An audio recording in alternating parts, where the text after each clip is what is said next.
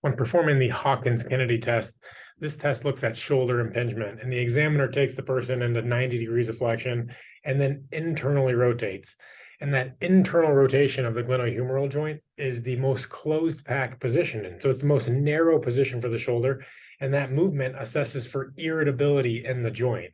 And this test is great because as you load into that position, if it is painful, then most likely they're catching some shoulder impingement.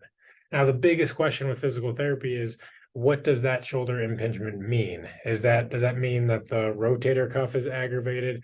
Does it just simply mean that the shoulder is stiff and there's not quite enough room in the glenohumeral joint? Or does it mean that the person, as they go there, maybe the upper trap is kicking in and the whole shoulder raises to accomplish that? Or maybe they're not able to hold back through their scapular stabilizers and minimize sort of gross internal rotation motion. So it just gives you information into how sensitive the shoulder is by loading it into a closed packed position. But it doesn't really tell you the next step, which is how to most appropriately diagnose and treat that. So we know that we need to work on probably some rotation, range of motion stuff, because locking it into internal rotation causes pain.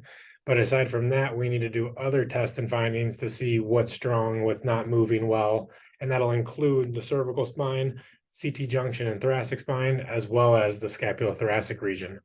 So that is the Hawkins-Kennedy test for shoulder impingement, and those are some clinical considerations.